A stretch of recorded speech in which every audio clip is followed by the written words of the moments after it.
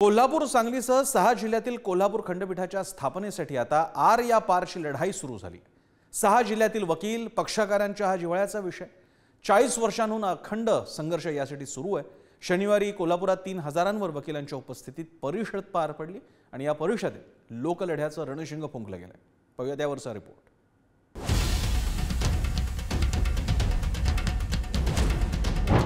कोल्हापुरात पार पडलेल्या याच परिषदेत मुंबई उच्च न्यायालयाचं खंडपीठ कोल्हापुरात व्हावं यासाठी रणशिंग फुंकण्याचा निर्णय घेण्यात आलाय। या परिषदेला 3000च्या वर वकिलांची उपस्थिती होती। गेल्या 40 वर्षांपासून कोल्हापुरात खंडपीठाची मागणी करण्यात येते आणि आता हा लढा येत्या काळात आणखी तीव्र होण्याची शक्यता आहे। काय आहे खंडपीठाच्या संघर्षाचा लढा? कोल्हापूर संस्थांच्या काळात गरज ओळखून खंडपीठाची निर्मिती। कोल्हापूरसह सांगली, सातारा, बेळगाव आणि आसपासच्या खटल्यांची सुनावणी होत असे।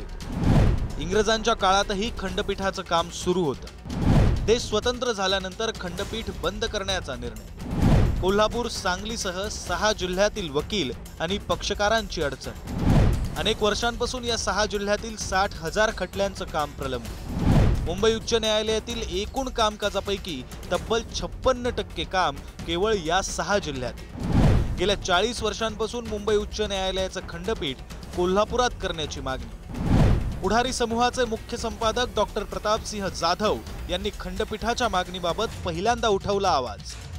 गेल्या 40 वर्षांपासून ही मागणी मान्य झालेली नाहीये। आता मात्र ही शेवटची संधी असं मानून 6 जिल्ह्यातील वकिलांनी परिषद घेऊन निर्णायक लढा उभा करण्याचा निर्णय घेतलाय।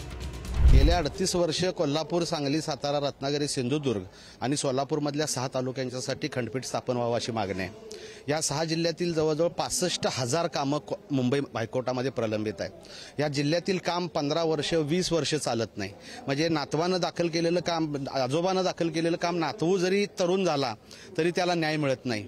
त्यामुळे ह्या 6 जिल्ह्यातील पक्षकारांच्या न्याय हक्कासाठी हा लढा सुरू आहे। खरोखर ही शासनाची जबाबदारी असताना शासनाने ही जबाबदारी टाळलेली आहे। वास्तविक लोकप्रतिनिधींनी सुद्धा याच्यामध्ये सहभाग घेऊन हा पक्षकारांचा जो लढा आहे त्याला पूर्णपणे पाठिंबा द्यायला पाहिजे होता। तसं शासनाकडून काय झालेलं नाही। आता आलेल्या ह्या होऊ घातलेल्या इलेक्शनच्या दरम्यान राजकारण्यांनी, स्थानिक आमदारांनी आणि खासदारांनी या प्रकरणामध्ये जर लक्ष घातलं नाही तर घाडगे साहेबांनी जसं सांगितलं, येणाऱ्या काळामध्ये वकील, सर्व बंधू आणि पक्षकार आणि त्यांच्या पाठीशी असणारा अनेक जो समाज आहे, जो समोर येत नाही, असे सगळे लोक आम्ही एकत्र येऊन ह्या सरकारची वाळू पायाखालची सरकवल्याशिवाय राहणार नाही। या राज्य शासनानं हायकोर्टाशी संगनमत करून जर याबाबत जर लक्ष इलेक्शन पूर्वी नाही घातलं तर या सरकारचं देखील बारावं घालायला हे वकील आणि सर्व पक्षकार ह्या 6 जिल्ह्यातले मागे पुढे पाहणार नाहीत। मुंबई उच्च न्यायालयाची आज नागपूर आणि संभाजीनगर अशी 2 खंडपीठ आहेत। महाराष्ट्रात कुठे खंडपीठ? नागपूर खंडपीठाची स्थापना ही 1956 साली झाली।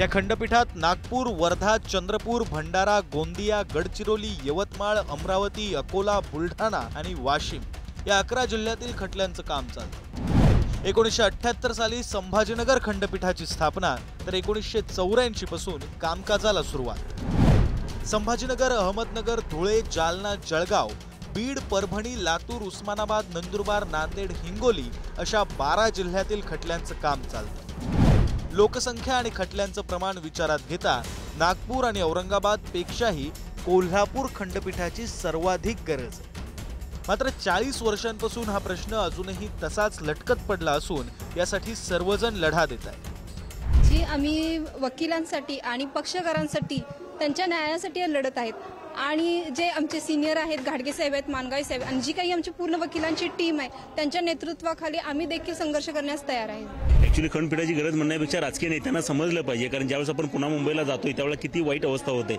आणि हे बेसिक जर प्रश्न आपण जर कायद्याची जर सोडत नसेल तर त्याच्याकडे आणि दुर्दैवी कुठलं नाही।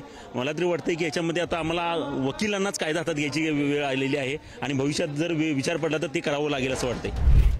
पश्चिम महाराष्ट्रासह कोकणातील शेवटच्या टोकापासून मुंबईपर्यंत अंतर जवळपास 800 किलोमीटर आहे। मुंबई उच्च न्यायालयातील खटल्याच्या कामकाजासाठी मोठ्या प्रमाणात खर्च करावा लागतो। यातच वकिलांच्या फीसाठीही खर्च करावा लागतो आणि याच कारणांमुळे दरमहा या भागातील 20% खटल्यांचं कामकाजच होत नाही आणि त्यामुळे असे अनेक खटले वर्षानुवर्ष प्रलंबित आहेत। ही संख्या आता 60,000वर पोहोचली असून याचा गांभीर्याने विचार करून सरकारने हा प्रश्न कायमचा निकाली काढण्याची गरज आहे। 6 जिल्ह्यातील वकिलांच्या पार पडलेल्या परिषदेची दखल घेत मुख्यमंत्री एकनाथ शिंदे यांनी फोनद्वारे वकिलांशी संवाद साधला।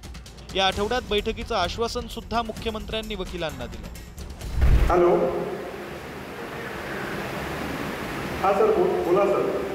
वकील मंडळींचं, बार असोसिएशनचं मनापासून स्वागत करतो। आणि आता मला समजलं, मला उदय सामंत मंत्री महोदयांनी कल्पना दिलेली आहे, तर त्यांच्यात ते मला म्हणाले की 4-5 दिवसामध्ये तुम्ही मुंबईमध्ये येत आहे शिष्टमंडळ, आणि त्या शिष्टमंडळाची आपण बैठक लावू आणि मग चीफ जस्टिस साहेबांना देखील विनंती करूया आणि हा जो काय प्रश्न आहे तो मार्गी लावू आपण। मुख्यमंत्र्यांनी पुढच्या आठवड्यात बैठकीचं आश्वासन जरी दिलं असलं तरी गेल्या 40 वर्षात अशा शेकडो बैठका पार पडल्या आणि त्यातून कोणत्याही पद्धतीचा ठोस निर्णय मात्र झालेला नाही। आता मुख्यमंत्री एकनाथ शिंदे बैठकीत नेमका काय निर्णय घेणार, वकिलांना काय आश्वासन देणार हे पाहणं गरजेचं असून हा प्रश्न निकाली निघणार का याकडे सर्वांचं लक्ष लागून राहिलंय। शेखर पाटील, पुढारी न्यूज, कोल्हापूर।